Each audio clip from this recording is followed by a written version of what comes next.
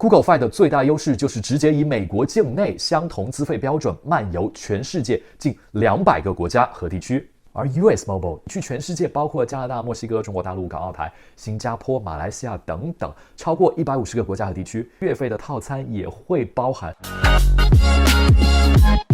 嗨，大家好，我是独立离岸顾问Sean，关注我，让你全球都有人。我在21年的视频里面就有专门为大家介绍过 Google Fi 是我本人使用的手机套餐，但是在2024年的今天，我已经正式从 Google Fi 换成了 US Mobile。我犯不着吃饱了没事儿更换手机通讯运营商玩吧。说实话，用了好几年的 Google Fi， 它的资费对于大部分时间待在美国的我来说，与市场行情相比较的话，确实有点小贵了。因此，经过我的精心研究对比以及亲身实践，我必须郑重的给大家推荐我现在在使用的这个 US Mobile。大家是不是在我的视频里还是第一次听说这个运营商？它的性能、套餐、资费和漫游服务到底怎么样？对比 Google Fi 有何优势，又有哪些不足？为什么我在2024年要换成 US Mobile 的套餐呢？今天这个视频带你一一揭晓 ，Let's get into it。US Mobile 什么鸟 ？US Mobile 大家伙儿应该听都没听说过吧？和我们之前视频里详解过的 Google Fi 一样 ，US Mobile 也是虚拟运营商 MVNO。嘿，别老掉牙的还认为虚拟运营商就不靠谱。要知道，所有的虚拟运营商其实就是本国或者本地区最大的实体运营商客制化的网店，这也造就了 MVNO 超凡脱俗的独特竞争力。Google Fi 它在美国用的实体运营商 T-Mobile 的网络，而 US Mobile 它在美国同时使用 T-Mobile 和 Verizon 的网络。因此 US Mobile 同时兼具 Verizon 和 T-Mobile 两大实体电信运营商的网络，光这一点就已经是突破性的创新了。OK， 这里补充一下美国电信行业的一点背景基础知识。在美国市场上，电信行业有3巨头 Verizon、T-Mobile 和 AT&T。Verizon 在5G 面世以前，不论是打电话、发短信还是4G 网络流量，手机讯号的稳定性和网速的快慢，在美国都是最强的。AT&T 是老二，而 T-Mobile 一直以来手机信号都比前两者要差。但是自5G 面世以来 ，T-Mobile 开始绝地反击，惊天逆转，成为了美国境内5G 信号最强的龙头。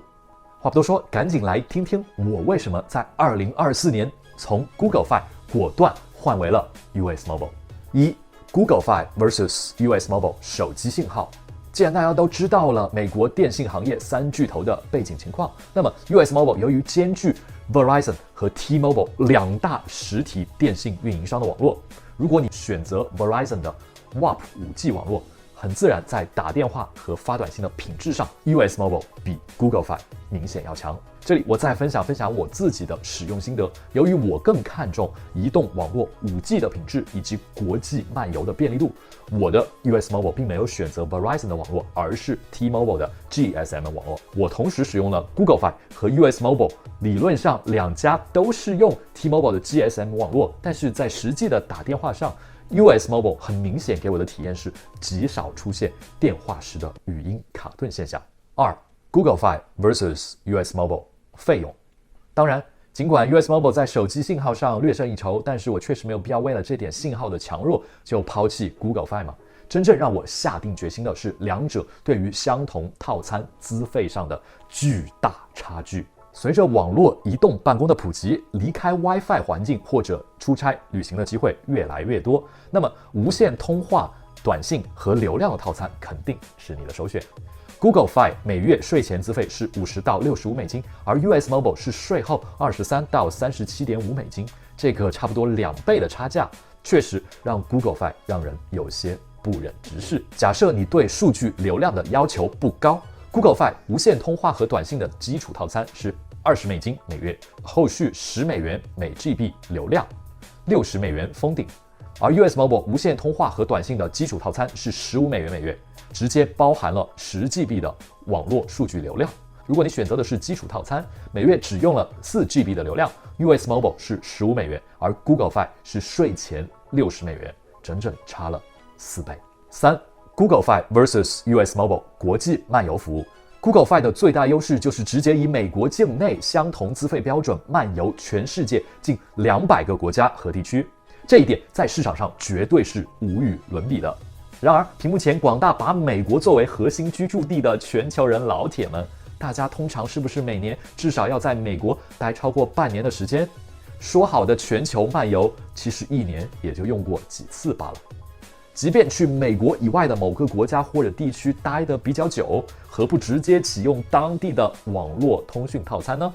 而 US Mobile 它的全球漫游服务其实也不赖。如果你选择的是 T-Mobile 的 GSM 网络，你去全世界，包括加拿大、墨西哥、中国大陆、港澳台、新加坡、马来西亚等等，超过150个国家和地区，你的$23月费的套餐也会包含你漫游时1GB 的流量、150分钟的通话和150条短信的基本包月服务。$37.5的套餐更是包含你漫游时10GB 的流量、500分钟的通话以及1000条短信的基本包月服务。如果这些还不够用，你还可以在它的 App 里边直接添加 eSIM 国际漫游充值包。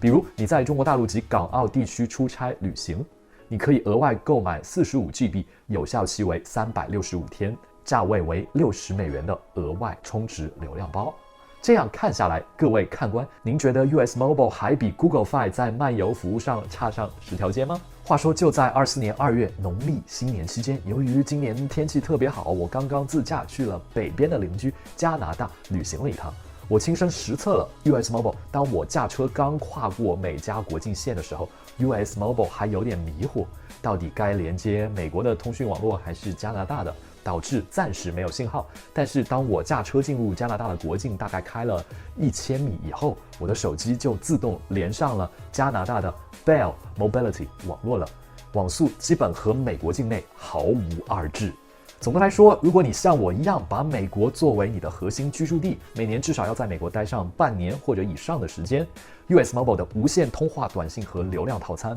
不论在信号、资费还是漫游服务上，确实比 Google Fi 有过之而无不及。如果你每年固定在美国居住的时间小于半年，大部分时间都在环球旅居， Google Fi 在漫游上的超强属性和通融度，可能还是会更加适合你。目前我 US Mobile 和 Google Fi 2条线都在用，只是把 US Mobile 的无线通话、短信和流量作为我的主卡，而 Google Fi 切换为了基础套餐作为副卡。因此，我也把2家的奖励开卡链接放到了屏幕下方。像 US Mobile 目前的促销政策是30天免费试用，或者前3个月仅$15月费试用。Google Fi 对新开卡的客户也直接赠送$20的话费。更多详情，欢迎大家点击链接查看。顺手牵羊，一个关于无国界资产管理和生活方式设计规划的频道。如果你喜欢这支影片的话，说不定本频道的更多视频也会很对你胃口，所以请一定要帮我们按个喜欢以及订阅我们频道，也别忘了留言哦。顺手牵羊每周更新，我是笑，我们下期见，拜拜。